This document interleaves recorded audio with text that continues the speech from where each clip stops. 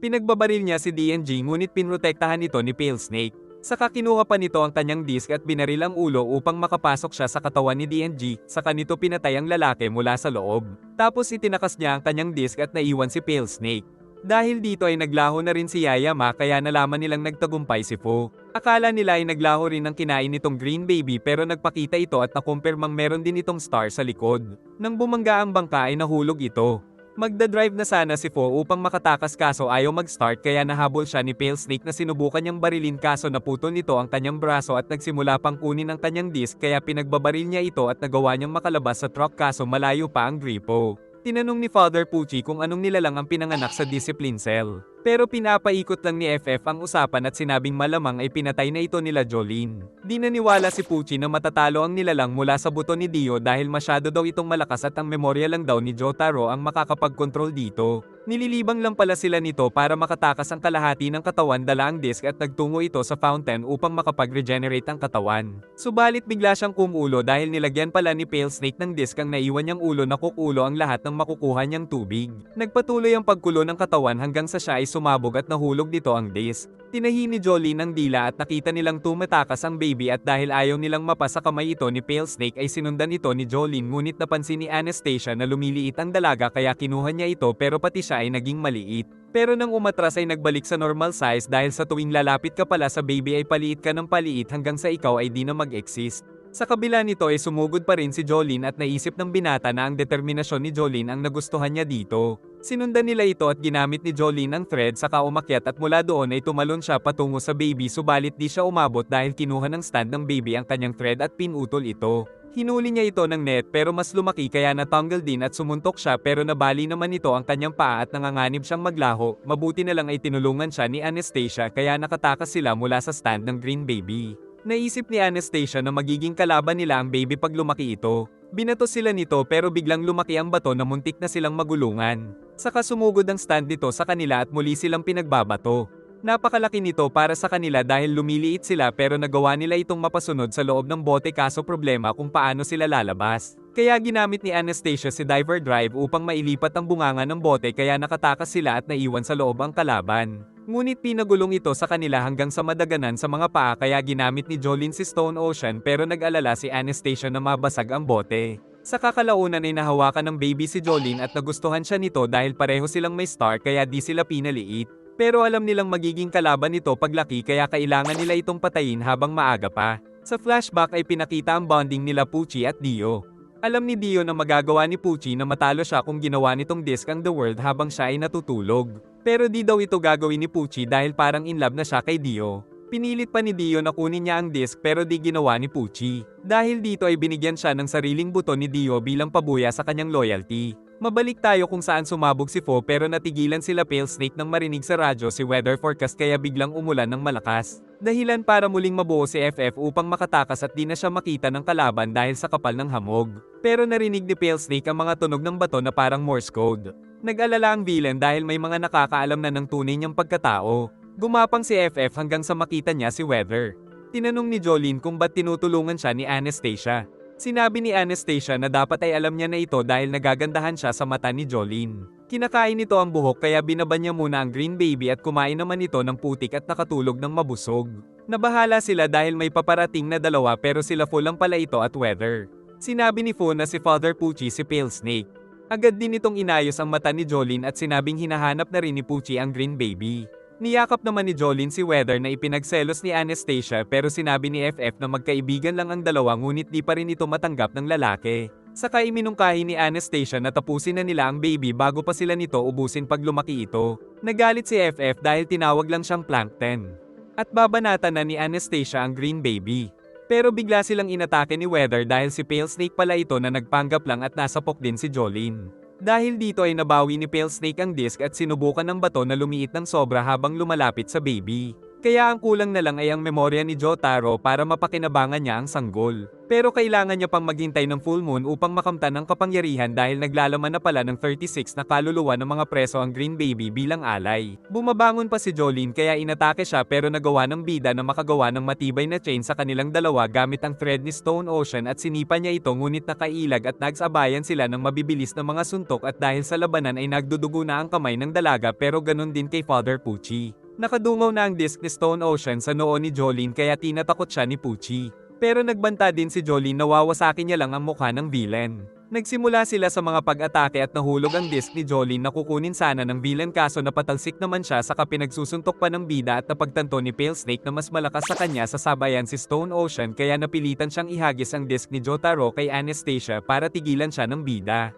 Kailangan din niyang makuha ang disc dahil pag namatay si Anastasia ay maglalaho din ang disc ng ama. Pero sa halip na tumigil ay lalo pa siyang binugbog ni Jolene pero tumigil siya para iligtas ang disc ng ama, na sinamantala ni Pucci para kunin ang Green Baby. Sa kanya ibinigay ang isa pang buto na kinain nito upang matupad ang kanyang plano. Pumasok na ang disc sa katawan ni Anastasia kaya tinahi niya ito para subukan pang isalba. Kaya pati mga guards ay tinawag niya na para mailigtas lang ang lalaki. Gamit ang huling lakas ni Anastasia ay nakikiusap siya kay FF na tulungan siyang tanggalin ang disc bago siya mamatay. Akala ni Jolene ay kaluluwa ni Anastasia ang umaakyat pero si FF pala ito na sinabing natanggal nila ang disc. Inayos daw ni FF ang lahat ng nasira sa katawan ni Anastasia kaya naubos siya at siya lang ang namatay. Pero masaya pa rin siya dahil sa kanyang buhay ay nakilala niya sila Jolene. Samantala nasa radyo pa rin si Weather na hinahanap sila.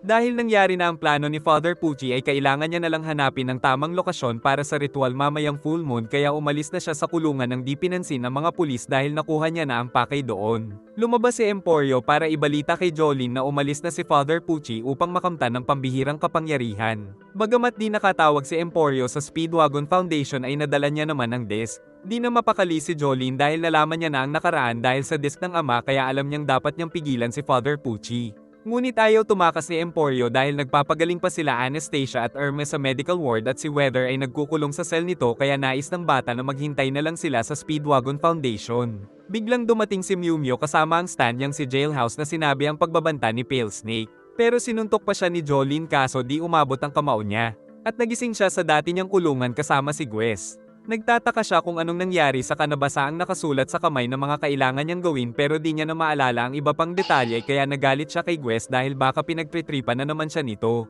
Nakita ni Gwes ang liham at nabasa niyang nagkaroon daw siya ng amnesia kaya 3 bagay lang ang maaalala niya at pag lumagpas sa 3 ay makakalimutan niya ang una. Pero nabasa niya sa kamay na dapat niyang talunin si Mew Mew kaya naalala niya si Emporio pero naging malabo na naman ang memory. Paglabas ay nag-aabang si Mew Mew sa labas pero di niya na ito maalala dahil sa amnesia kaya dinaanan niya na lang ito.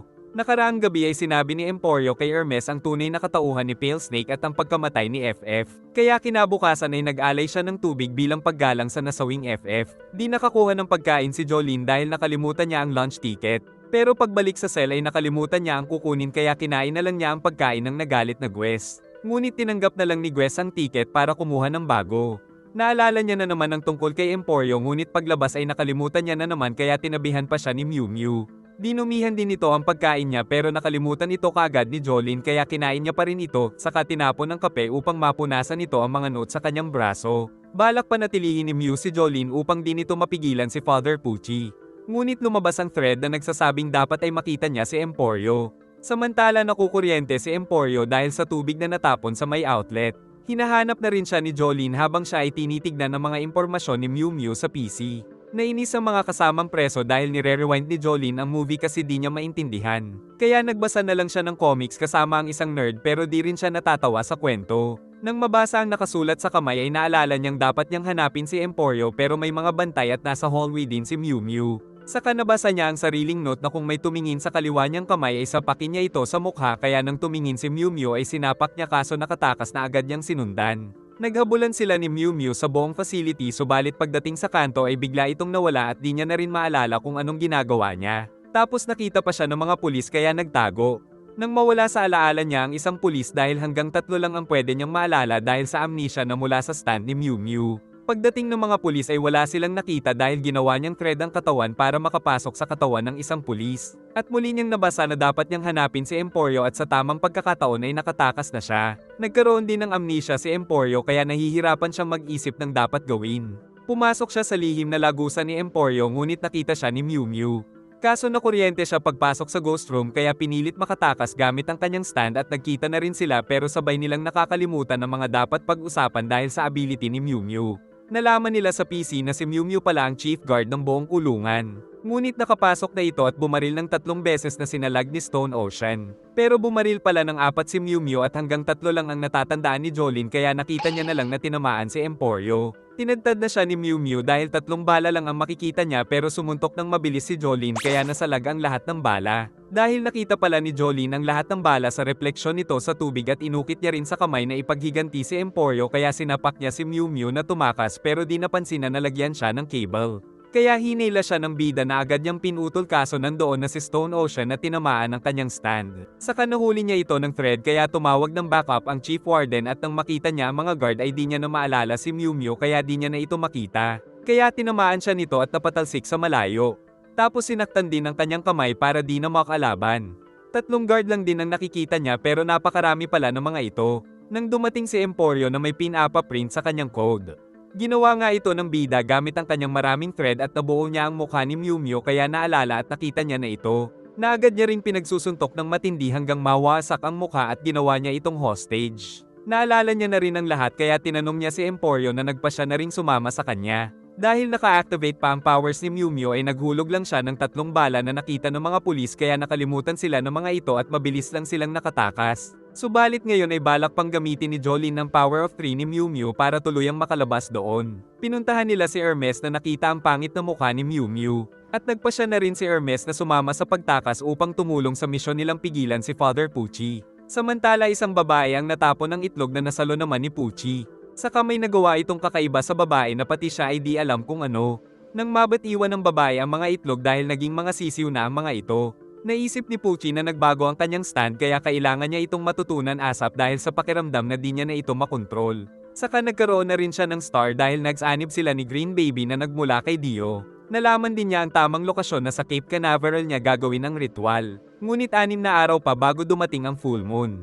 Nakalabas na rin ng 3 at ngayon ay kailangan na lang nilang gumawa ng paraan para mahanap si Father Pucci. Naramdaman ni Weather na nakatakas na sila Jolene. Nagtaka si Anastasia kung ba't may star din si Weather Forecast. Pero di maalala ni Weather dahil ang alam niya lang ay kalaban niya si Father Pucci. Narinig ni Father sa radyo na nakatakas sila Jolene at Hermes kaya alam niyang hinahanap na siya ng mga ito. Biglang tumigil ang sasakyan ng Grab kahit maganda ang kondisyon ng sasakyan kaya napilitang maglakad ang Father at sakto namang nakasaksi siya ng isang kaguluhan dahil sa krimen. At ginawa pa siyang hostage ng lalaki upang di ito mahuli ng mga pulis. Pero tinulak pa ni Pucci ang gunting kaya natakot ang lalaki at nabaril ng mga pulis tapos may kumuha sa kanya sa damuhan. Tumakas na rin pala sila Weather na tinulungan ng isang matanda na sumasakit ang tuhod sa tag-ulan. Giit ni Anastasia na mag-ingat sila sa mga tao dahil baka isumbong sila sa mga naghahanap na pulis. Problemado sila sa sasakyan ng mag-alok ang matanda ng libreng sakay dahil gumanda ang pakiramdam nito nang pasikatin ni Weather ang araw sa paligid nito.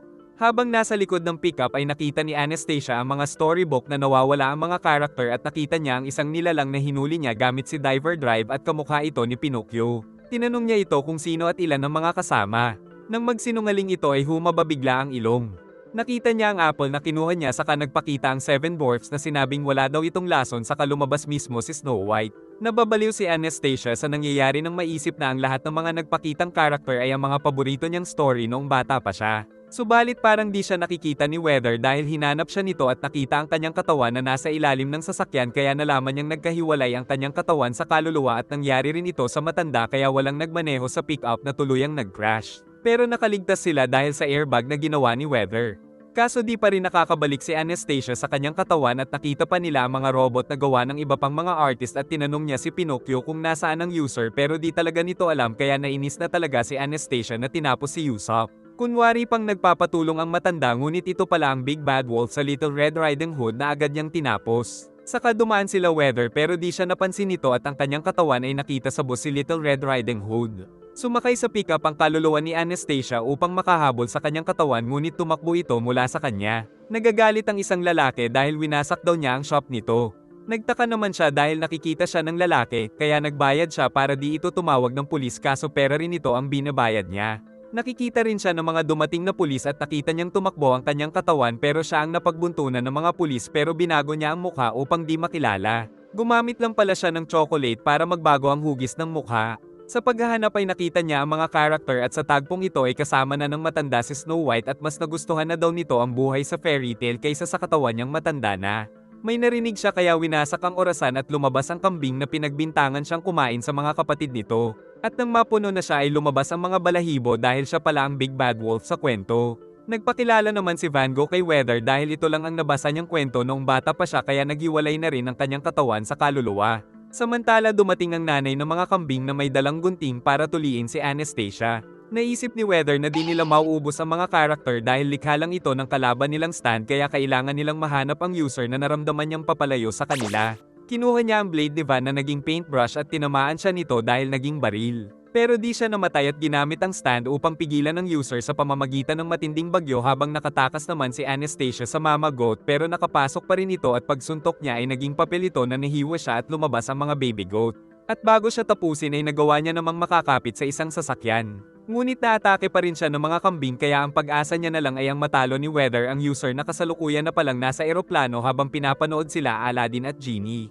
Isang araw bago maganap ang mga ito ay ginawa na palang kakampi ni Father Pucci ang tatlong nakilalang kriminal upang tulungan siyang matalo ang mga kasamahan ni Jolene. Nabahala si Weather dahil pag nabaril pa siya ay matatapos ang kwento na magiging kamatayan nila. Nang dumating si Anastasia mula sa sasakyan ng pulis kaya tumalsik siya sa pistol at tinamaan siya sa ulo kaya nagsisimula na silang maglaho. Ngunit bago maglaho ay ginamit ni Weather si Van Gogh upang mag-drawing ng hero dahil kung isa lang kwento ang kapangyarihan ng kalabang user ay matatalo din nila ito sa pamamagitan ng fantasy kaya hinigop nito ang lahat ng nilalaman ng mga storya at nawala ng malay ang naglalaway na user. Nagtungo naman si Jolene kay Romeo pero nagsisisi daw ito na pinabayaan niyang makulong si Jolene. Pero alam din ng bida na ginamit lang si Romeo ni Father Pucci kaya nang hingi na lang siya ng magagamit na pera at sasakyan at agad namang nagbigay si Romeo. Ngunit pag-alis ni Jolene ay narinig nilang nagsumbong din si Romeo dahil gumawa siya ng double ng dila nito gamit ang sticker. Pero narinig din nila na niligaw pala ni Romeo ang mga pulis para di sila mahanap. Tapos ang susi pala ng helicopter ang binigay sa kanila. Ngunit nang pinabalik nila ang dila nito ay nasaktan pa rin ang dating kasintahan.